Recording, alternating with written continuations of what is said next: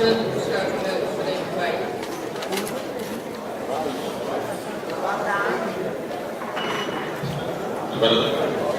tarde a todos. Boa tarde, senadora Marta, senador Firmino, e cumprimento também os doutores Tiago e Paulo presentes e todos os que vieram para discutir aqui sobre o PLC. Bom, a nossa última fala ela tende a ser um pouco mais técnica, mas na verdade o nosso objetivo aqui é dotar a todos e levantar uma discussão sobre questões formais que normalmente são apresentadas contra o PLC 12206. Todos os senhores certamente já ouviram questões como o projeto viola a liberdade de expressão, o projeto viola a Constituição, nós queremos criar superdireitos e coisas que tais. E aí o doutor Tiago falou um pouco sobre isso, eu quero estender para algumas outras questões. Ou seja, a primeira coisa é chamar a atenção do caráter não exótico do projeto de lei 12206, que já foi mencionado. E aí, para falar que esse projeto, então, ele é um projeto como outro qualquer, para mostrar que esse projeto se insere dentro do nosso sistema constitucional como outro projeto qualquer, eu vou, então, dividir a minha fala no primeiro momento, falando de resoluções internacionais, de compromissos internacionais que vêm sendo assumidos pelo Brasil sobre a questão da orientação sexual. Num segundo momento, falar sobre a nossa Constituição, o que a nossa Constituição fala a respeito dessas questões, e depois nos voltarmos um pouco sobre a omissão do Congresso Nacional em tratar dessa questão, e por fim, aí sim discutir as questões sobre liberdade de expressão, liberdade religiosa de um lado e o princípio da não discriminação e racismo de outro.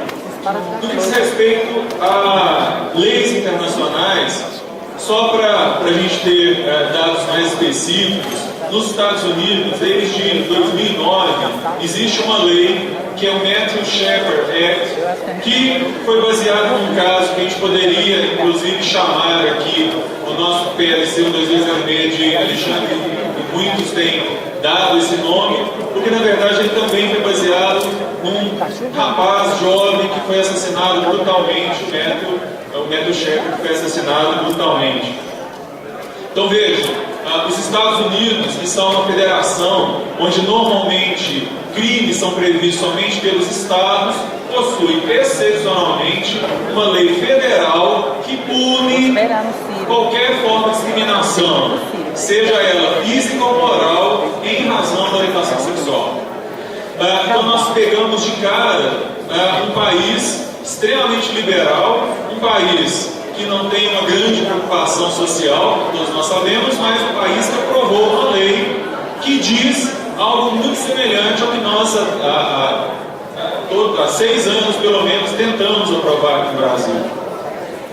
Só para vocês terem uma ideia, entre os mandamentos dessa lei está que o FBI acompanhe nacionalmente todos os casos de homofobia dentro dos Estados Unidos, né? Coisa que o nosso projeto de lei 12206 nem sonha em fazer. A Colômbia, no ano passado, aprovou uma alteração do Código Penal que acrescentou, e aí para aqueles que estão registrando, acrescentou os artigos 134A, 134B e 134C ao seu Código Penal, que traz medidas, muitas delas previstas no nosso projeto de lei 12206.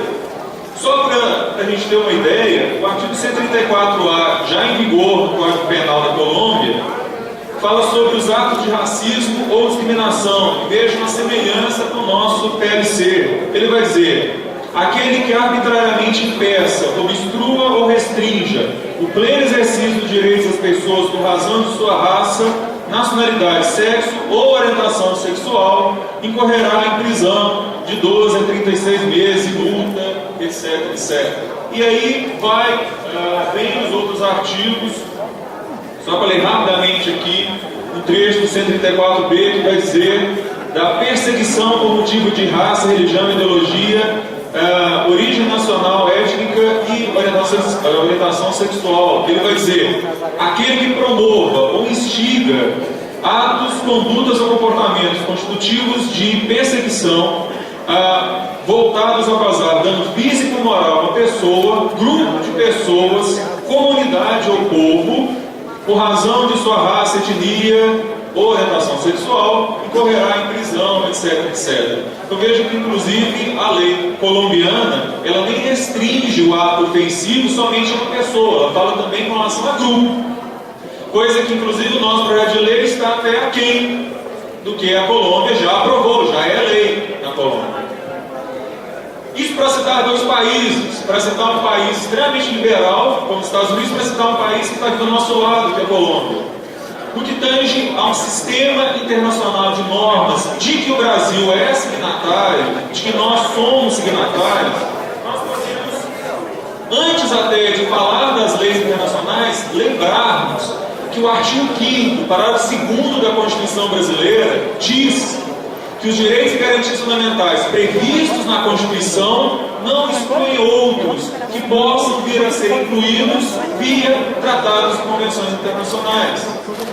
E aí nós podemos lembrar a Declaração Universal dos Direitos Humanos, que é de 1948, que o Brasil é signatário e que já diz que é proibida a discriminação de qualquer, por raça, sexo ou qualquer outra forma de discriminação. Isso está lá no artigo 2º da Declaração Fundamental da ONU.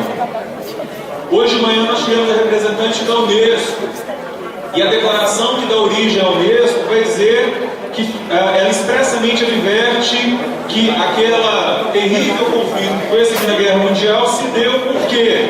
Porque não foi possível se explorar os preconceitos e a ignorância e o dogma da desigualdade dos homens e das raças. E a Unesco então conclama os povos a não deixar acontecer isso novamente.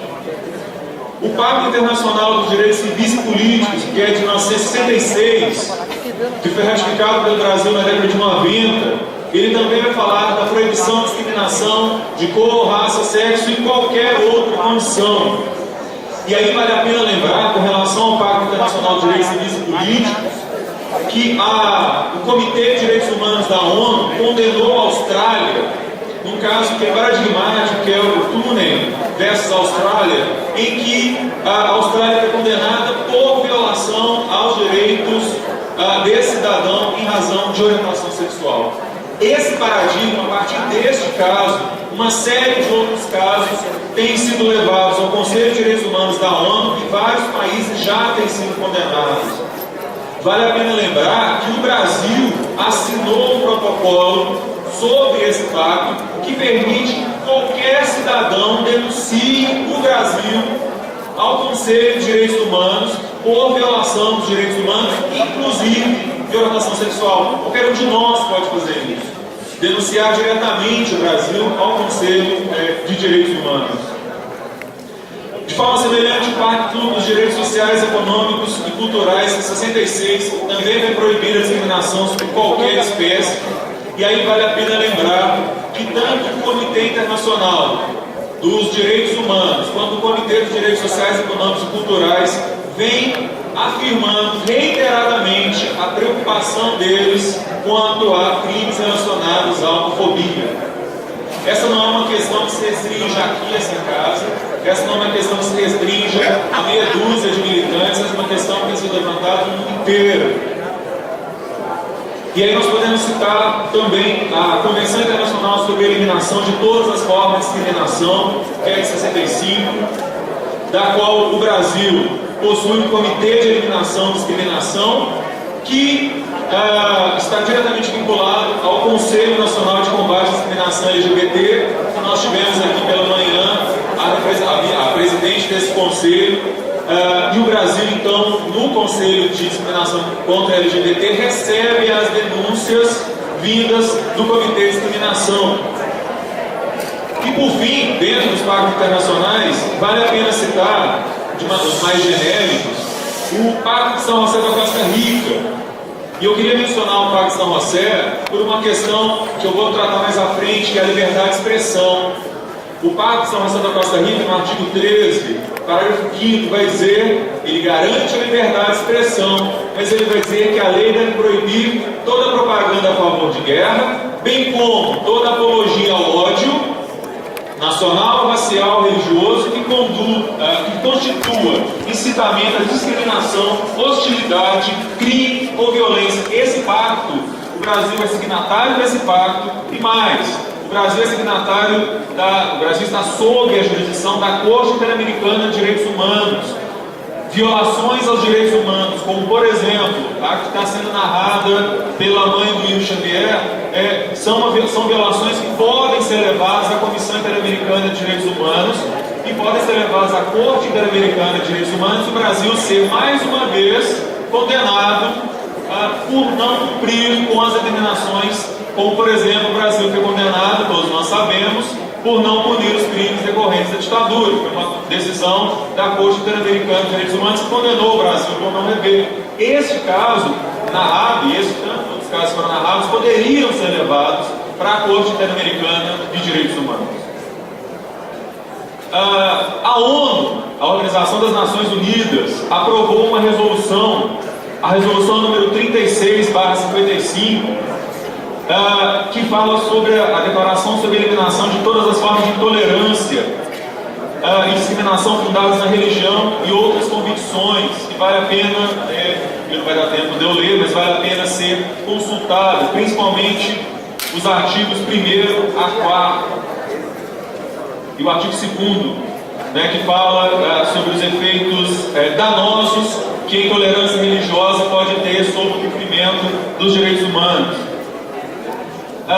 E por fim, no que tange ao âmbito internacional, eu queria lembrar que a OEA, a Organização dos Estados Americanos, desde 2008, então 2008, 2009, 2010 e 2011, todas as assembleias da OEA vêm aprovando uma mesma resolução, reaprovando uma mesma resolução, qual seja, a resolução se chama Direitos Humanos, Orientação Sexual, Identidade de Gênero. Em todas essas resoluções, a OEA vem dizendo sobre a preocupação dela quanto aos crimes por homofobia e vem conclamando os estados americanos. E eu vou ler só um dos artigos de uma das resoluções, que vai dizer que ela insta os estados a aprovar leis que protejam os seus cidadãos contra a violência por orientação sexual.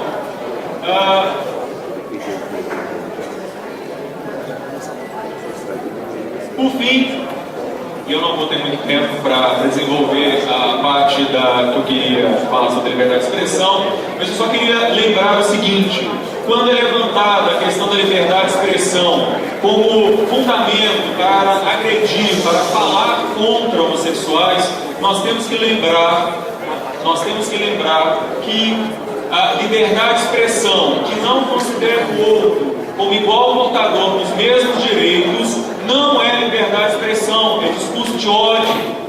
O discurso de ódio é um abuso da liberdade de expressão, ele não pode estar protegido pelo nosso direito, e os nossos tribunais, eles vêm caminhando nesse sentido de não reconhecer o direito de ofender ao outro. Liberdade de expressão não significa o direito de poder dizer qualquer coisa. Liberdade de expressão significa o direito de poder expressar as suas ideias, mas desde que eu considere o outro como igual portador dos mesmos direitos que eu.